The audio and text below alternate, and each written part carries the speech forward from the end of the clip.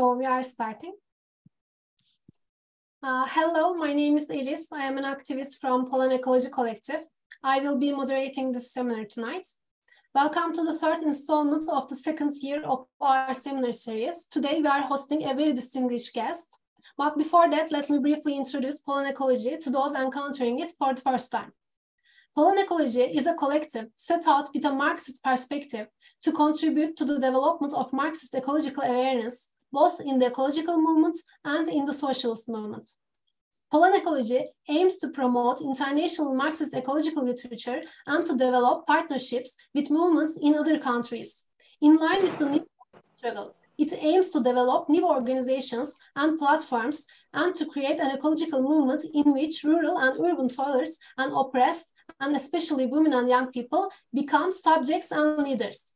As Polen Ecology, we invite everyone to join our collective who considers that the ecological struggle should be part of the struggle for social liberation against capitalism, and that it should be organized in a way that will separate to all of it, and who want to be involved in the development and implementation of a new program and strategy in this direction. Now I'm also going to introduce our guest, Silvia Federici, very briefly. Silvia Federici is a feminist activist, writer, and teacher. In 1972, she was one of the co-founders of the International Feminist Collective, the organization that launched the Wages for Housework campaign internationally. In the 1990s, after teaching and research in Nigeria, she was active in the anti-globalization movement and the US anti-death penalty movement. She is one of the co-founders of the Committee for Academic Freedom in Africa, an organization dedicated to generating support for the struggles of students and teachers in Africa against the structural adjustment of African economies and educational systems. She is the writer of a well-known book, Caliban and the Witch, among many others. Welcome and thank you for accepting our invitation. It's an honor to have you here today. Thank you very much. Welcome. Müge Atala and Barış Yıldırım are going to help us with the translation today. Thank you for making time for us. Participants can send their questions in the chat. Let's move on with the questions now. We have a set of questions regarding theory, practice, and politics. Let us start with a rather theoretical question pertaining to internal debates within the feminist literature over the past few years. There is an ecofeminist literature that focuses on the relationship between the female body and nature. And we cannot say that there is a single point of view, some of which are from a liberal perspective, some are rhetorical, some are accused of essentialism. What is your take on these differences? And what is your main position on the relationship between patriarchy and capitalism? Yes, these are all very, very, very large questions. But my response to the relationship between feminism as a movement, women in general, and ecological change, ecological devastation, is that the relationship is very, very strong, constitutive, and this has nothing to do with an essentializing view of women. Nothing to do with that. It has to do with the very material condition of women's life in history, with women's life in history and in a social system, through the ages, and particularly in capitalist society.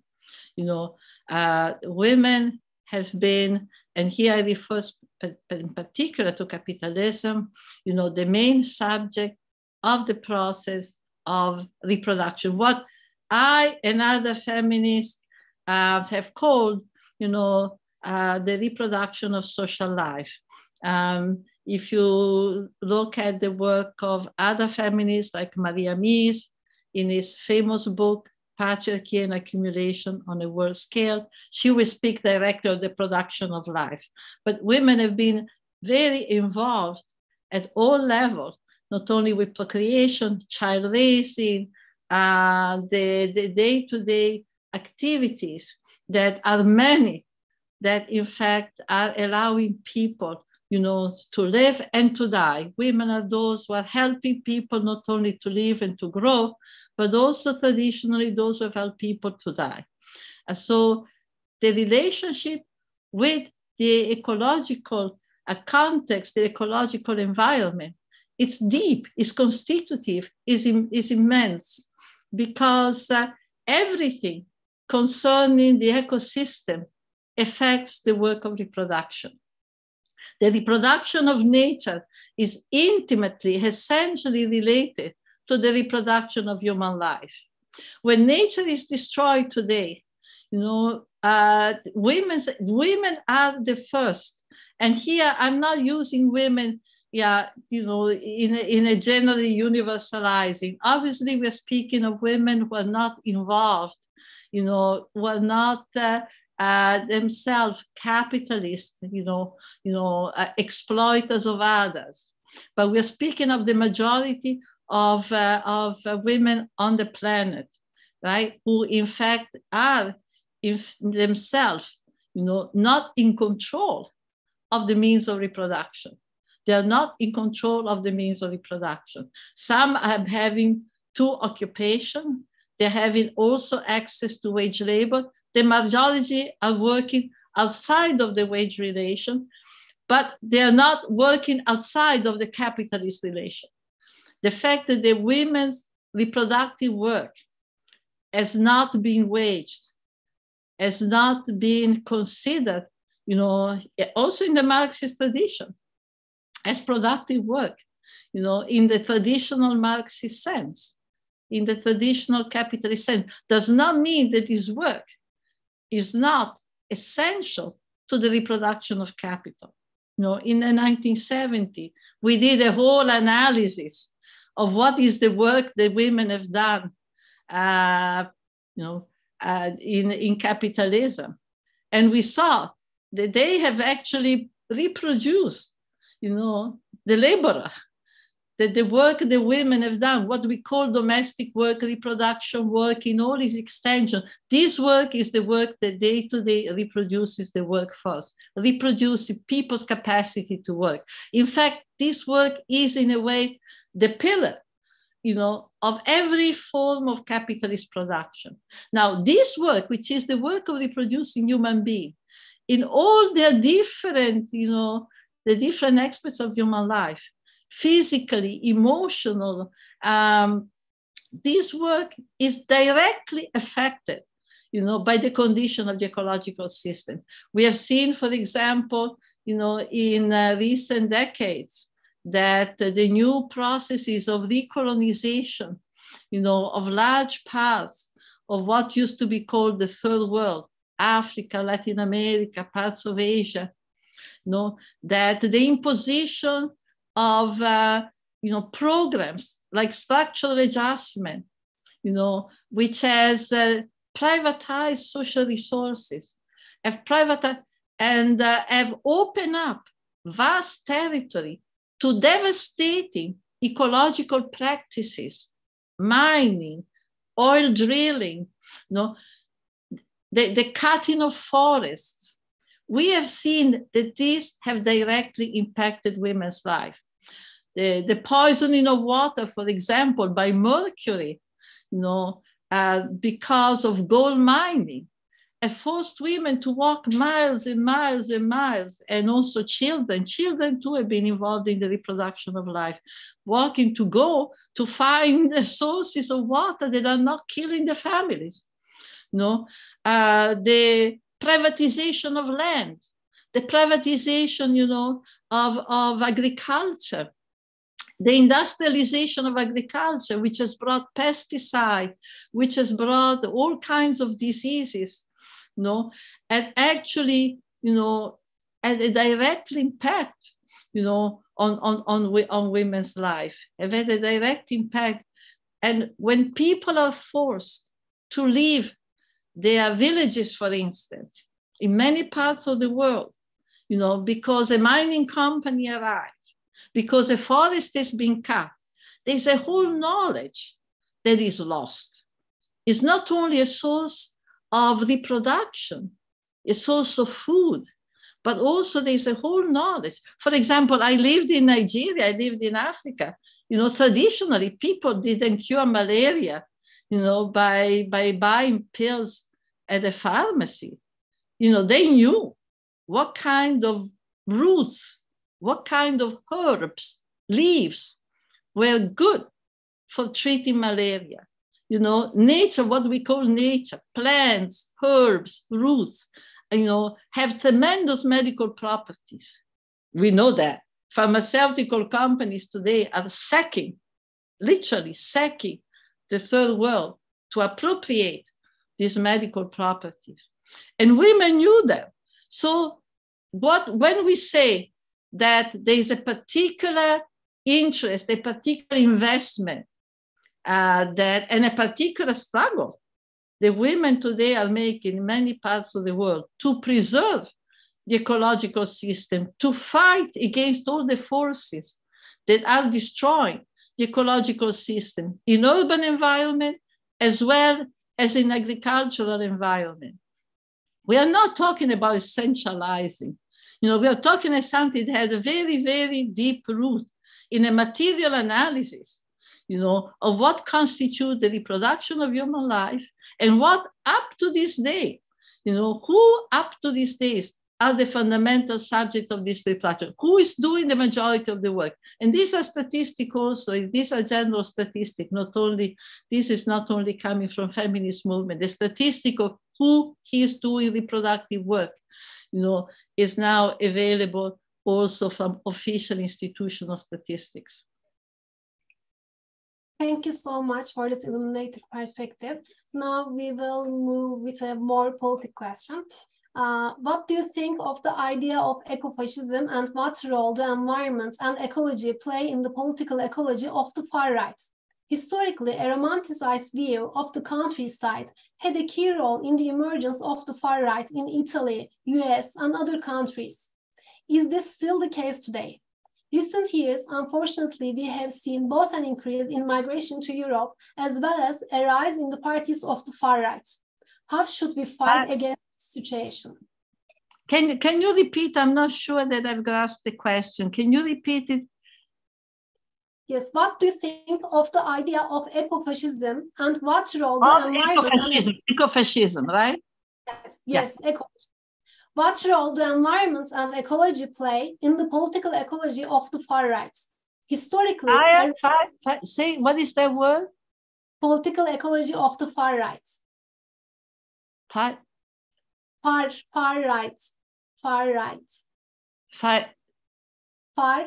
right. Extremists.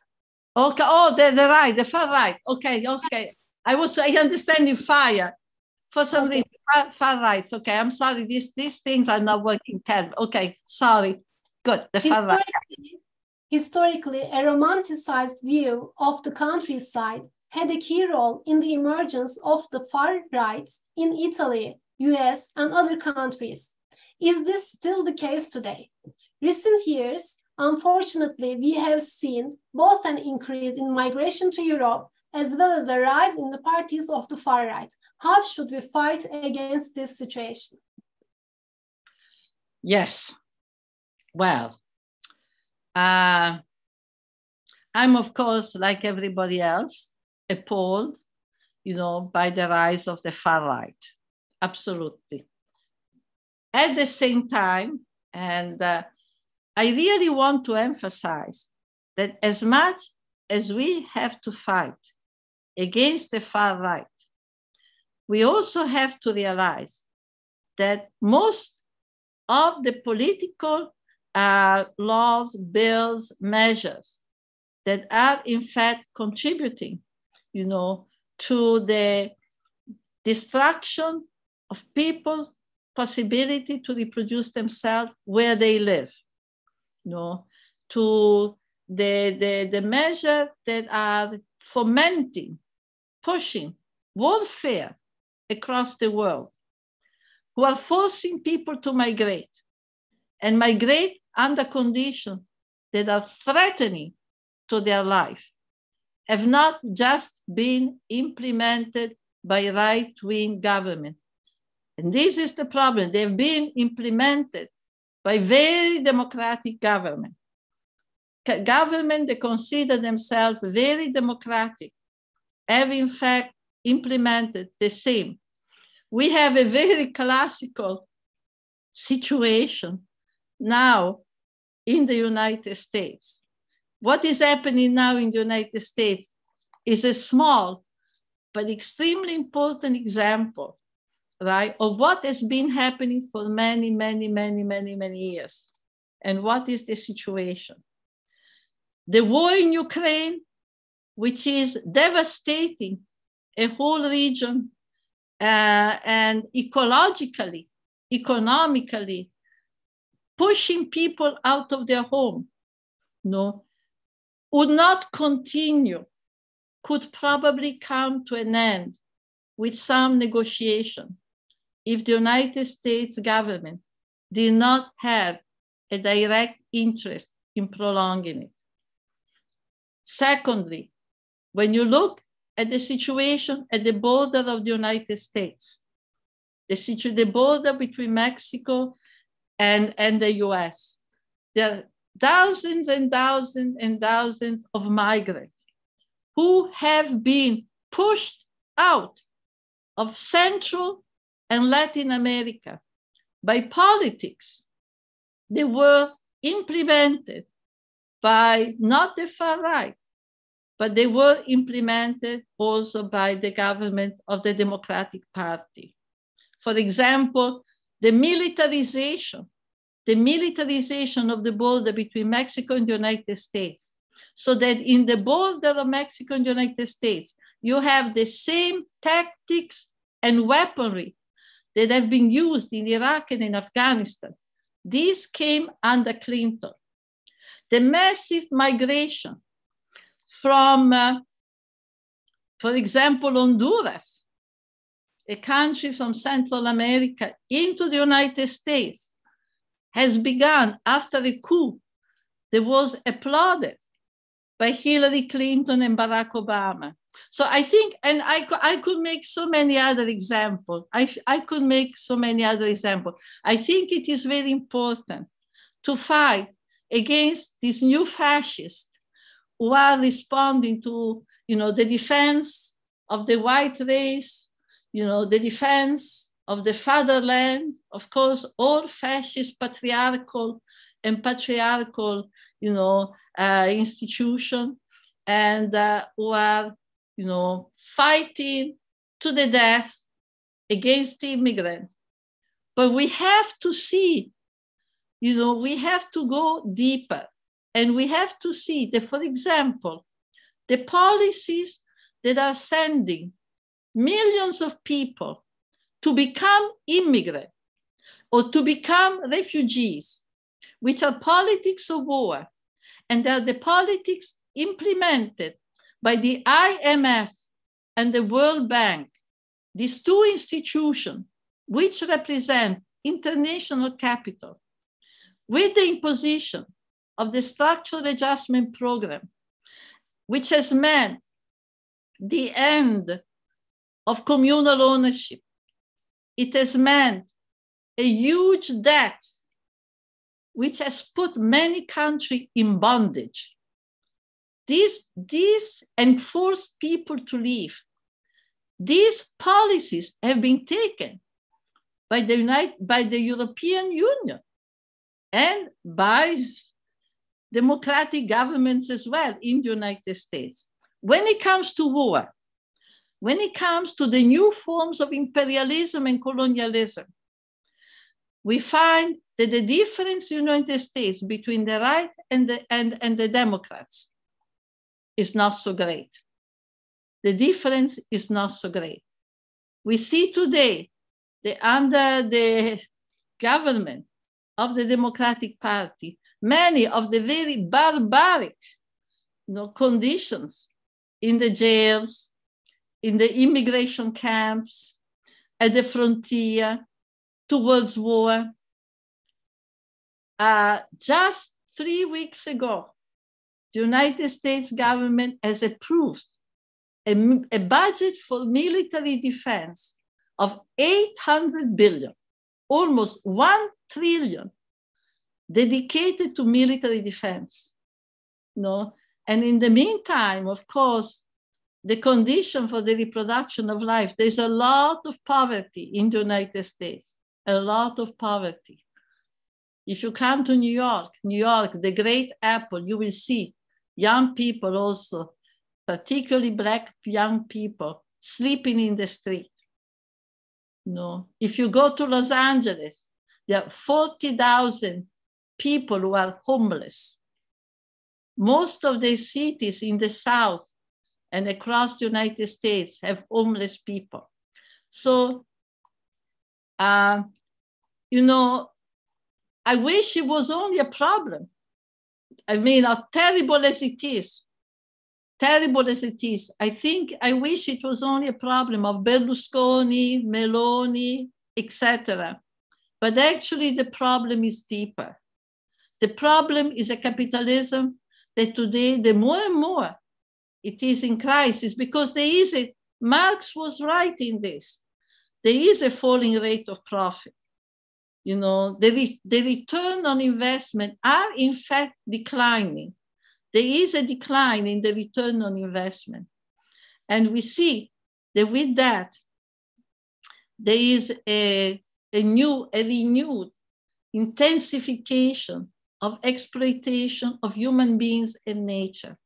There is a new forms of colonization, new forms of territorial conquest. Just in the last, 30 years, for instance, coming from the US, Iraq, Afghanistan, Somalia, Libya, Yugoslavia.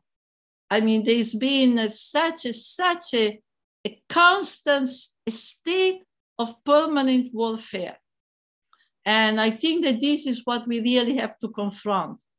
Not simply the degeneration of the far right, but something which is much deeper, which is constitutive of basically the nature of capitalism in its history, and particularly in this phase of development. So we fight, I think that we fight by creating a common ground between many different movements, ecological, feminist, labor movement. This, I think, is the only way. And we create international network. You mentioned about Ukraine. So actually, my next question was regarding to that.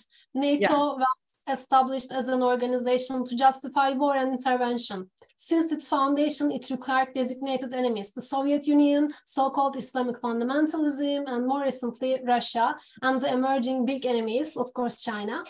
While the expansionist drive of NATO is in itself a permanent war threat, the other side of the table consists of countries and alliances that claim a bigger share from the global imperialist pie without any anti-capitalist or emancipatory inclination. In the light of the past work on the women's role in the international struggle against ecological destruction, how do you evaluate the possibility of breaking this many-sided press machine comprising patriarchy, capitalist exploitation and expropriation, and ecological destruction? What political strategies and principles do you deem as fundamental? This is the question of the day. This is really the question of the day. Yes, you're absolutely right. Yes, we have two alternatives. We don't have alternative, really, because we have the new imperialism. And on the other side, I think it's very interesting for me, but also a bit depressing that, in the United States, we often see among younger activists, who are often losing hope in the capacity of a social movement to actually make a substantial change. And they are now putting their hopes in, China, or, they're looking with favorable eyes, for example, to the fact that, the ascendancy, economic and political ascendancy of China. I don't share that optimism. China does not have perhaps the destructive capacities of the United States, but I don't see that is the alternative.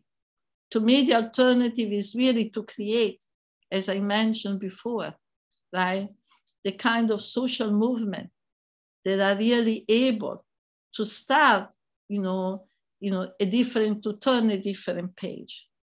Social movements that are capable of putting behind them all the things that have divided them, like the labor movement, the feminist, ecological, and really find a common ground.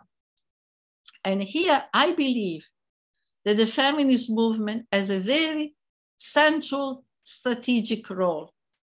A central strategic role. I mean, when we speak of feminist movement, I speak of an anti-capitalist feminist movement. I don't speak of the feminist movement that is being created by the United Nations. I don't even consider that a feminist movement, right? There is a neoliberal feminism. It's the feminism that says women should be in Wall Street. And in fact, it's the feminism that says that women should be with men in the armies. And one of the fights that I was involved in years ago, and it's a fight that is still very, very, very, very important today, is to say women out of the army, men out of the army. So one piece of the struggle is to say no to military spending, no to the creation of army, no to the struggle of emancipation by joining army. I say men should be equal to us. Traditionally, women were not the soldiers. This is a case where equality has to work the other way around. It should be men out of the army. We have to teach children there's a direct connection between the violence of war and the violence against women, the violence of the police and the violence against women. What we have seen as a result of the state of increased, intensified warfare that I was speaking about before, it has ecological consequences, the destruction of huge amount, incredible. The ecological consequence of war, cluster bombs of, presumably bombs coated with extinct uranium, which is not extinct. Mines, do you know the latest statistics? And these are official statistics. The main victim of mines are children. The main victim of cluster bomb are children. Millions of acres of cropland are now unusable. They speak of hunger in the world. Yeah, well, much land that could produce food is now contaminated, by bombs. They're contaminated by cluster bombs and mines. So there are ecological consequences to war, but there are also social consequences. The militarization of life and a new, more patriarchal subjectivity. A new patriarchal, you can see it in the movie, you can see it in the video made, the Superman, full of arms, capable of destruction. The celebration of that violence has a direct relation to the violence which is inflicted against women.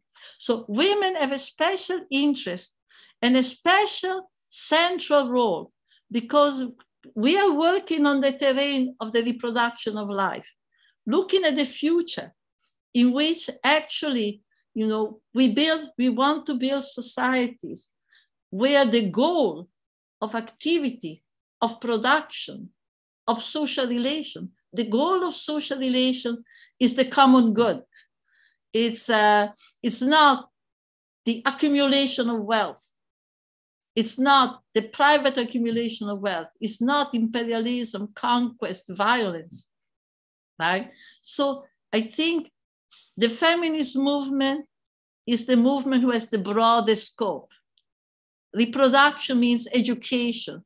It means healthcare. It means agriculture. It means food sovereignty. And from that perspective, we can also put pressure on the labor movement. The labor movement has to start fighting to decide what is that we are going to produce. It's not only how many hours we work. It's not only how much money. It's also what is that we are going to produce. Are we going to produce things that are poisoning our life? Are we going to produce weapons, etc.? So this is the kind of broad coalition. And, you know, I also always add, and this is a lot of the work that I've been writing and talking about, that it's also important to be very careful with the kind of organizing that we set up. And an organizing that is not only addressing, not only directed to protest, but is directed immediately, starting from today, from the present, to the reconstruction of daily life. You know? So I've been speaking about the need to begin in our community to create, you know, more collaborative processes of reproduction in terms of domestic work, in terms of the raising of children, in terms of sharing knowledge about reproduction, about healthcare, right? It does not mean that we don't fight with the state to reclaim wealth, to reclaim services. But we also have to begin to break down among ourselves the way in which we have been isolated. The nuclear family is a very, very particular institution. It is a form of protection, of course. You get reproduced, but it's also organized to separate us. So I say we need to break down the walls. You know, we need to reject this idea that many women still have, privacy, the fear of talking to other women about your problem. Your husband beats you up, you don't have money, we need to socialize our suffering. One of the great understanding of the feminist movement, right? Putting our suffering, our problems in common has been a strength. We learn that there are certain issues that are touching us all. We learn to say, it's not my fault, it's the system. That's a big step. It's not my fault, it's the system. We need to learn, I'm not alone. There are other women around me. That's a big, big step. To confront the misery of this life alone, it's a great defeat. So I think another reason why the feminist movement has been important, is that we are learning to understand forms of organization, that we need forms of organization different from the forms of organization of male-dominated institutions, of male-dominated groups, organization. Because the question of creating ties among ourselves, affective ties, circulating knowledge, you know, creating forms of reproduction where we can circulate knowledge, experiences, right? This is what I talk about, reproductive commons, creating reproductive commons. It's very important. It's what gives us the strength to then, you know, confront the state, not individually, but more collectively. So this is, to me, the way we deal with the right wing and the way we deal also with the so-called Democrats, which are not Democrats at all, because they're organizing, you know, the United States government and institution are really in the hands of the capitalists. Everything is lobbying. It's the companies that have the power to make a decision about the high-level politics. is the energy company, energy in particular, you know, the mining, you know, the computer, etc. They are the key makers. They are the key makers. So we cannot really put the trust, you know, in this government, the government. I think that there are different ways in which they approach the issue of social discipline, the social organization, you know, but at the bottom, the same goal of conquest, exploitation of labor, private accumulation of wealth. Until you have that, you will have wars, you will have racism, social inequalities, and you will have jails. And so we really need to work for a broad systemic change. But that cannot be envisioned as something that is way, way, way in the future. We have to start building the other society today. We have to start building it today. We have to start taking the steps through our struggle. Our struggle are the beginning of the construction of another society. They are the beginning of experimenting what it means to live in a different way. And I think if we do that, if we begin to do that, then we'll immediately see something that is a change. That even though we are facing tremendous task, a tremendous misery, you know, we already begin to feel less helpless, less desperate, and begin to understand what is, because we don't know what the new society can look like, what is possible. The struggle is a terrain of experimentation. And I think women have a really important role in it.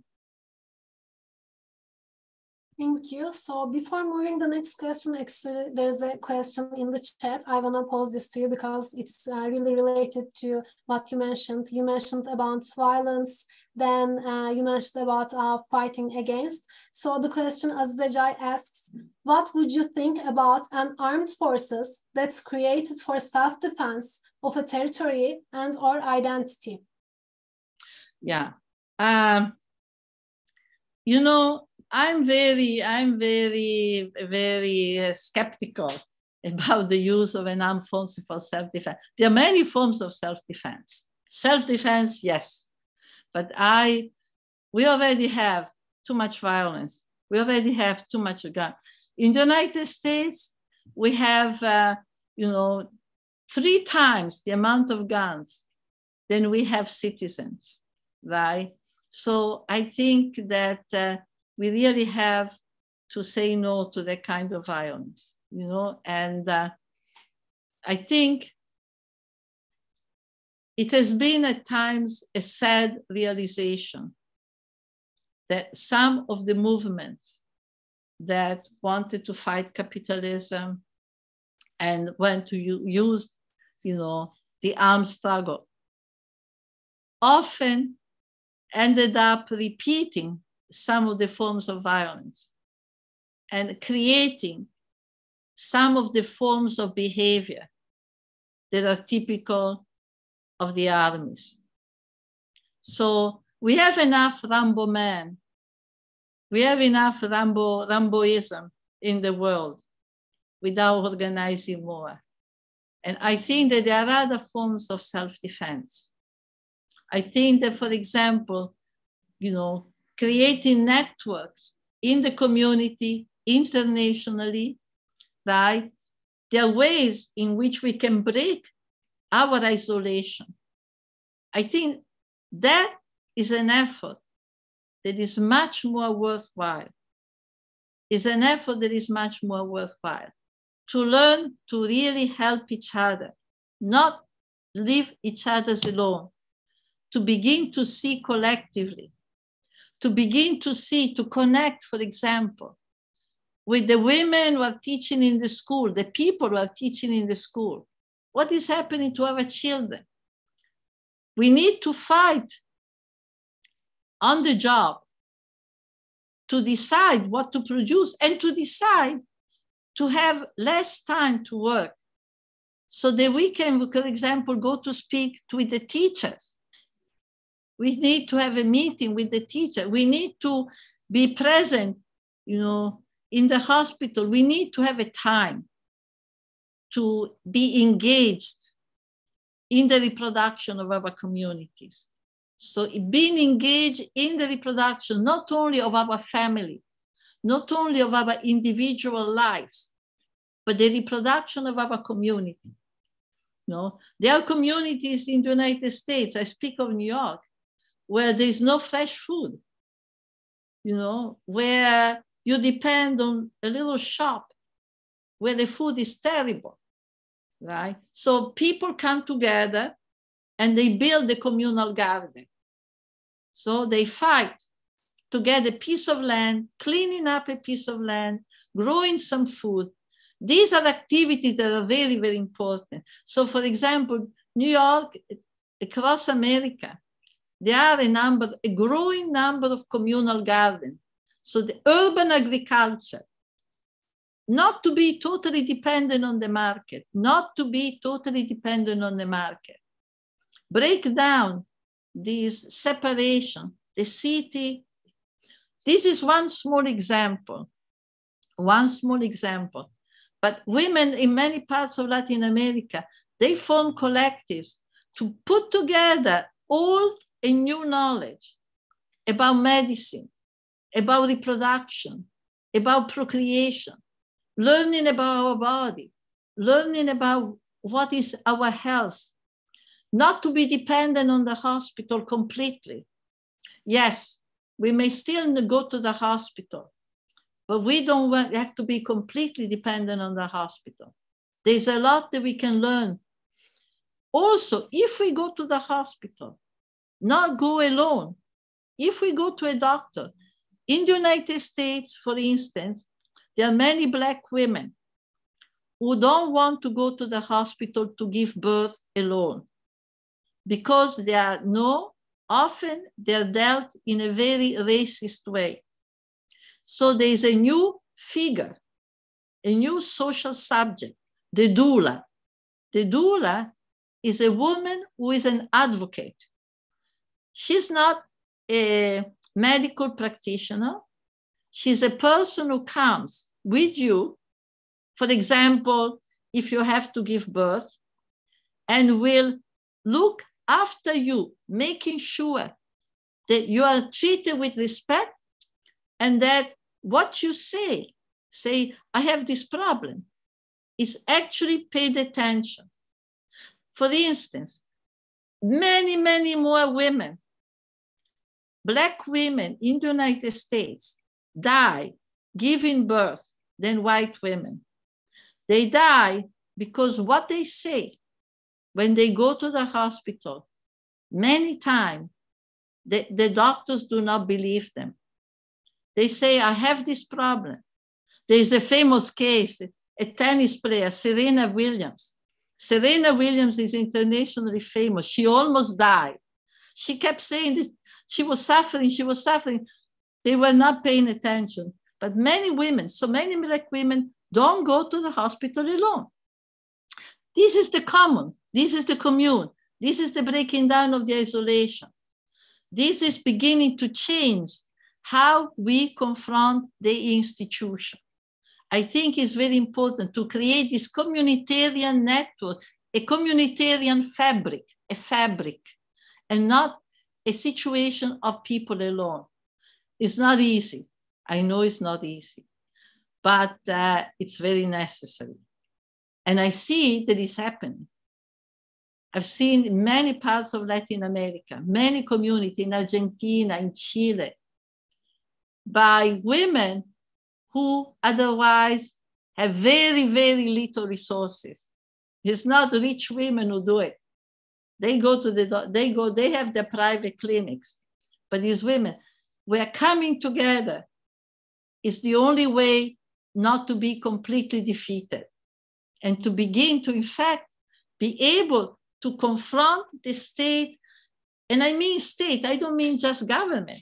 I mean the schools, I mean the hospital, I mean, all the institutions that are in fact controlling our day-to-day life.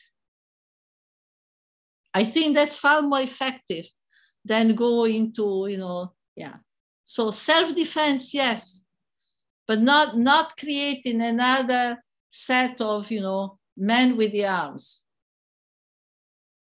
So you provided an alternative to armed forces. I want to ask about the question of climate crises, actually. Like, we are in the edge of planetary collapse with the climate crisis. Do you think the examples you provided will be enough to reach there before time is up? This is another question of the day. I don't know. But we need to do what we need to do. We don't know. We cannot afford to mobilize only when we have guarantees. We have to mobilize because this is necessary. Whether it's sufficient or not, we have to do our best. But not there is a slogan, right? And the slogan says, the first defeat is the struggle that we have not made. The first defeat is the struggle that we have not made. So we have to make the struggle and we learn from it. Time will tell. Thank you so much. So now we are moving with another question. In the Mediterranean and Europe, in Canada, as well as in other parts of the world, there have been a large number of wildfires in the past 4 or 5 years. Yet still, there is a rising right in the imperial core that even promotes the idea that some increase in global temperatures is favorable. On the other hand, in most parts of the global south, ecosystems are being destroyed for the sake of so-called development. A current example is the resistance in Turkey to prevent trees from being destroyed by a capitalist company in the Akbelen forest. The justification is the conventional one: energy independence and creating jobs for coal miners. What central contradictions, opportunities, and threats do you see in this context? Yeah, this is what I mean. The labor movement is crucial. This is suicidal. So here, this is a terrible. So that, I think we have to reject very strongly and ambiguously this idea that the creation of jobs is a farce. The creation of jobs is a farce. First of all, capitalism is now doing its best to replace people with machines.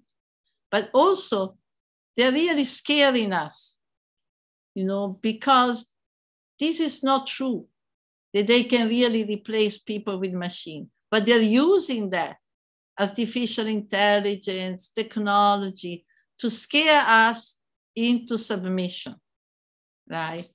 And I think when the union place having a job, to the top, even if that means risking people's life, even if that means that people are going to get sick, because it's not only the destruction of the environment, it's also people getting cancers. It's also people getting black lungs from mining coal.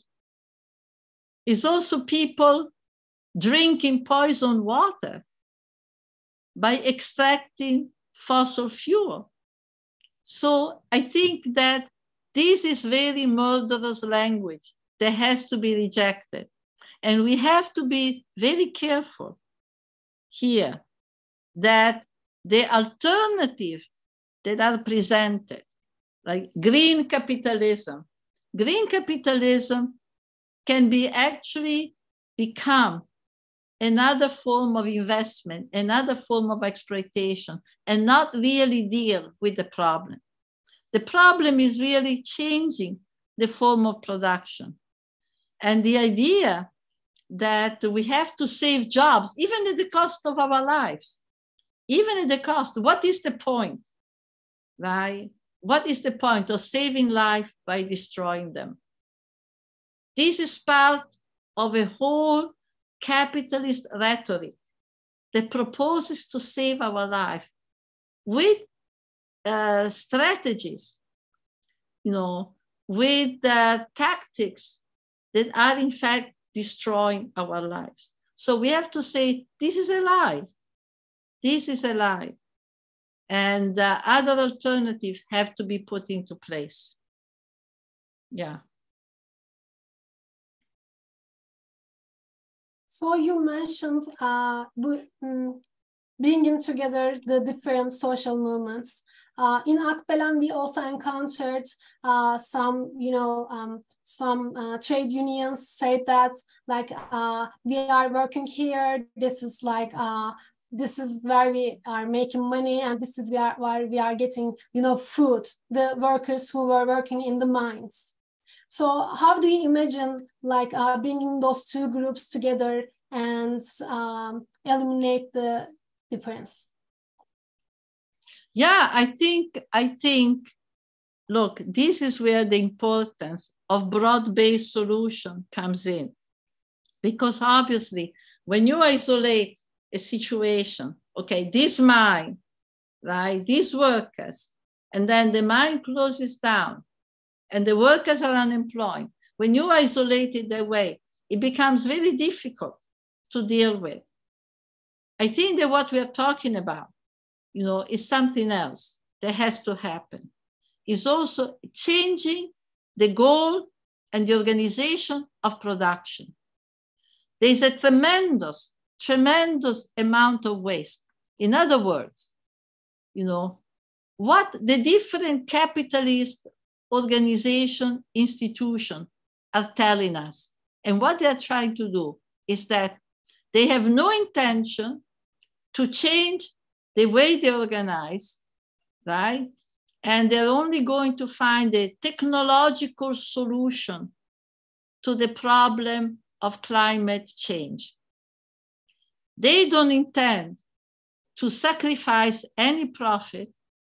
They don't intend to change production, but this is the issue. The struggle has to demand a change in the organization of production. The organization of capitalist production is totally wasteful of human life and natural resources. So we have to start changing the way we live, changing the consumerism, which of course is not general. Most people don't have to eat. Most people, at the same time, in the United States, 30% of the food produced is wasted. They tell us every day, 30% of the food that is produced is wasted. I tell you, I go to my local supermarket. I have a fight every day. They are throwing away very good food because they want the latest, etc. 30% of the food produced. But this is example of the whole organization of production. The organization of production is not geared to the satisfaction of needs. It's geared to the maximization of profit. This is the issue. So the point is not this mine or that mine. The point is to change the way the production is organized, which today it is not organized to satisfy human needs. Most people on this planet are not having their needs satisfied. Most people on this planet witness an enormous waste and at the same time, an enormous misery and hunger. Hunger is growing across the world. We're speaking of artificial intelligence, 21st century capitalism, 600 years of exploitation of the earth, and yet poverty. In the Great Apple, not in the bottom of Africa. In New York, there's hunger. In the United States, there's hunger. There's malnutrition. The people are not getting a good meal. So the issue of the mine and the workers we are really talking about something broader. We are talking about a work, the union should be part of a work of really changing the organization of production, the organization of distribution, really a systemic change. If we don't do that, then we are really lost. Thank you so much. So in conclusion, we would love to hear your words of support for the local people and political initiatives who have been keeping guard of the Akbelen forest I just mentioned, as well as many ecosystems under attack in Turkey. We can promote your message as a short video clip if you agree. Yeah, no, absolutely. I'm completely all solidarity, you know, to the struggle that people are saying in Turkey, and I'm saying to defend the forest and to defend all this beautiful planet, which is now being destroyed, you know, from you know, a population, you know, of governments and bureaucrats and so on, who have their eyes fixed, you know, on the short-term profit that they can make, and they do not care if people are dying. They do not care if people are starving. They do not care about the next generation, you know. And this I think. Oh, I'm hearing myself now instead of you. Oh, I can't. Can you hear me right now? Now I hear you. Yes. Okay. So I really think of something that involves a change in the organization of production and also a change in our subjectivity. We all have internalized so much, you know, of the capitalist rhetoric. We have internalized so many fears. I think one of the goals of our struggle should be exactly that, to begin to expel the capitalism which is in us, and to really, in a sense, strengthen our capacity for solidarity, and to realize that any of these moments of struggle that you are talking about is a very, very crucial moment. Because, you know, when we win, when we are able to make a change in this situation, it gives an enormous amount of strength and knowledge, you know, beyond that particular occasion. So yes, all my solidarity to it. Thank you so much. So these were all my questions. Any participants want to pose another question? You can write it in the chat as well. All right, let me go to the chat. Let's see, where is the chat? Maybe you can take them and. Yes, I can ask you actually. Azize Chai asks another question. She asks, do you think that patriarchal mentalities have been carried out and implemented by feminist movements? Can you say? Yeah. Do you think that patriarchal mentalities have been carried out and implemented by feminist movements? If so, what is your recommendation to eliminate such mentalities? Yes, by so-called feminist movement. Yes. Yeah, for instance, the struggle this feminists have made in the United States to enter the army, to be equal to men and enter the army. That to me is an abomination. Okay, that's an abomination. And in fact, we are learning that every year, 9,000 women are being sexually assaulted. Women who have joined the army are being sexually assaulted in the American army. There's now a big outcry by women who have joined the army, thinking that this is, and they're now facing sexual assault, and the army is covering up. There's a big cover up. Women have even been killed in the army by either the soldiers or their superior. So, and I would say, but you should know when you go in institution, which is basically trained to kill, trained to be violent, right? We are facing male violence in our community. Imagine when you are in an army.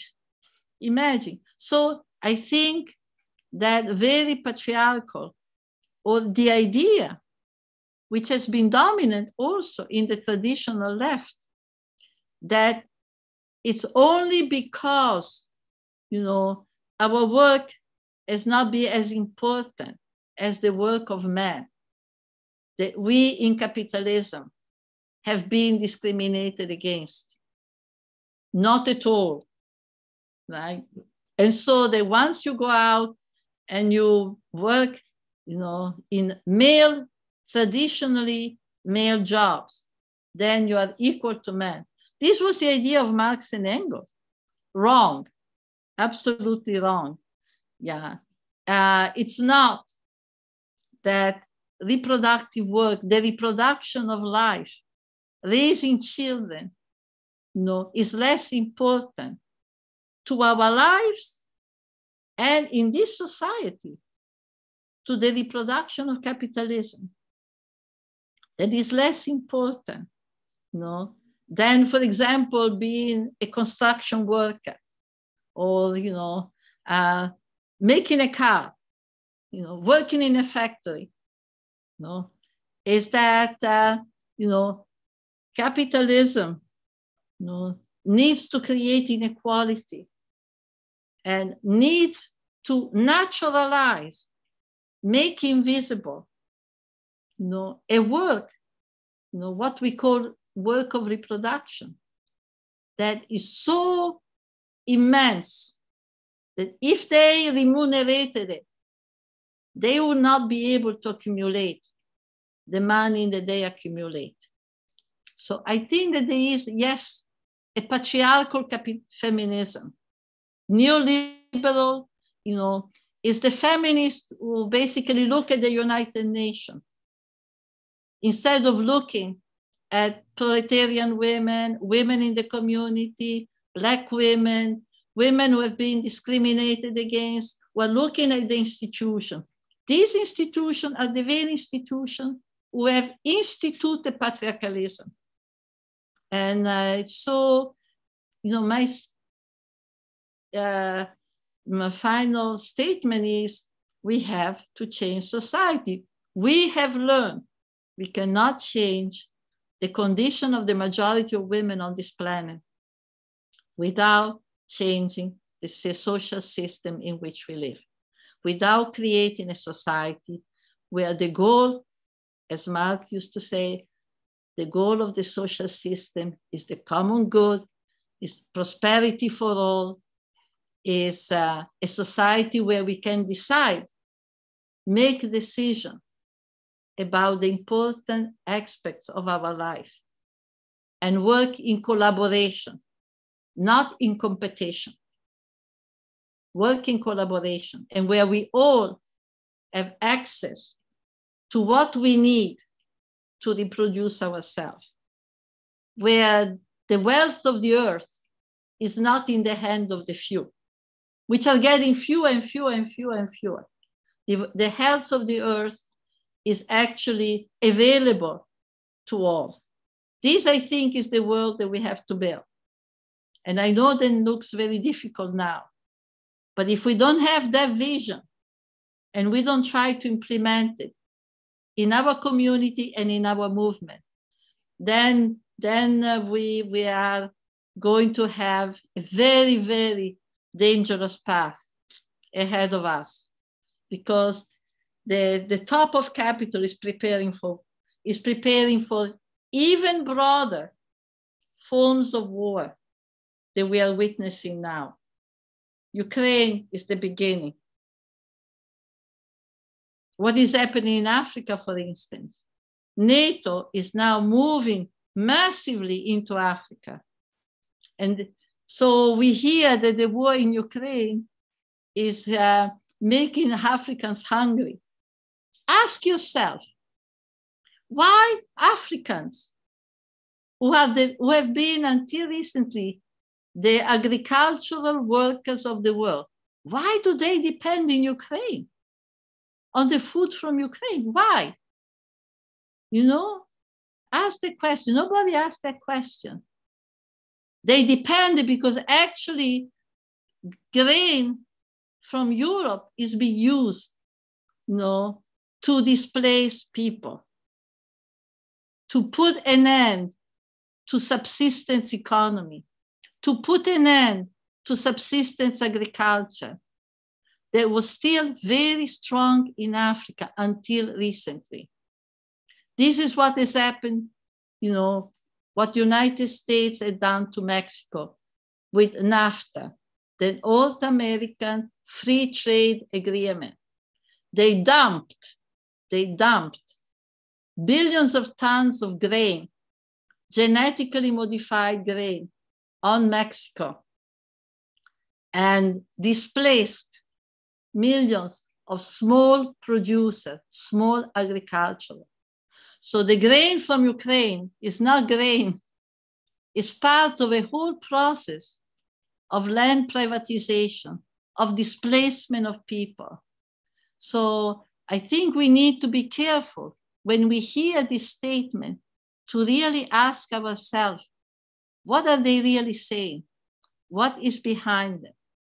And yes, we need to have a kind of feminism that realizes that the issue of changing the condition of women is very completely connected with the question of changing the social context, the social system, and creating a society that is not built on exploitation, inequality, warfare, and continual use of technology, which they call progress, to actually displace people as if they were trash.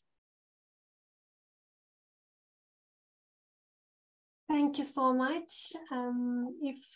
If there aren't any questions, let's wait for 2 minutes, 1 or 2 minutes. Sure. Okay. Yeah.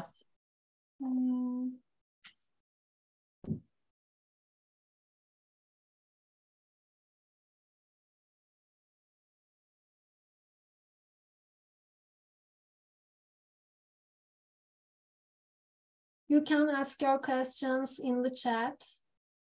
Yeah, for some reason I'm having, where's my chat? I'm trying to figure out where's the chat. Somehow in the, but tell people to speak up. Yes. They can, or maybe you can read the chat and tell me. Okay, I have another questions. Do you think the equation of nature and motherhood exclude LGBTQ individual, as LGBTQ people often seen unnatural? Well, first of all, what is nature? No, I don't see what. No, that's a very peculiar question. First of all, I think we have had, in the women's movement, from the very beginning, a whole big discussion and analysis of what is called nature. Because very, very, very often, what is being called nature actually, it's very social, right? So the question of nature, and in fact, I think the feminist movement has been the first to make a critique of the way the concept of nature has been used against women to naturalize very social, forms of behavior, so that very norms of behavior that have been imposed on us in the name of nature, what is natural, what is not natural. Actually, women have been the first to make a big critique. If you look at the feminism of the 1970s, there was a whole literature, for example, of critique of Freud. Anatomy is destiny. And we said, no, anatomy is not destiny. anatomy is not destiny. No. Also, I suggest that people read a book like Maria Mies, Ecofeminism. She wrote it with Vandana Shiva.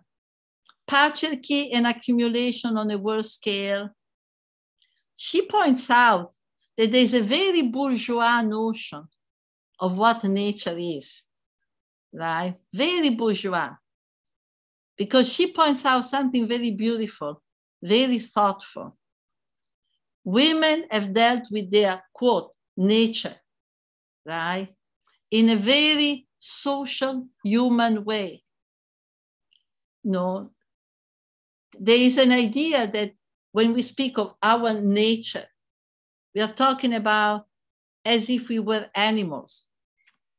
But when women have been nursing children, when women have been giving birth, preparing food, right? Actually, they've done it with a lot of knowledge, with care, with understanding of the social condition. So the idea of nature, this monster nature. So I would say, first of all, that in every society, and I think everybody knows, the separation of women and men, there's always been population that are neither being no completely male, no completely female, who have been something else. We know, for instance, that many, many children are born with both female and male characteristics. Their children are born, who may have a clitoris and at the same time, they have also male characteristics. So unfortunately, since at least the 19th century, there has been a policy that you cannot be something different. You have to be a man or you have to be a woman.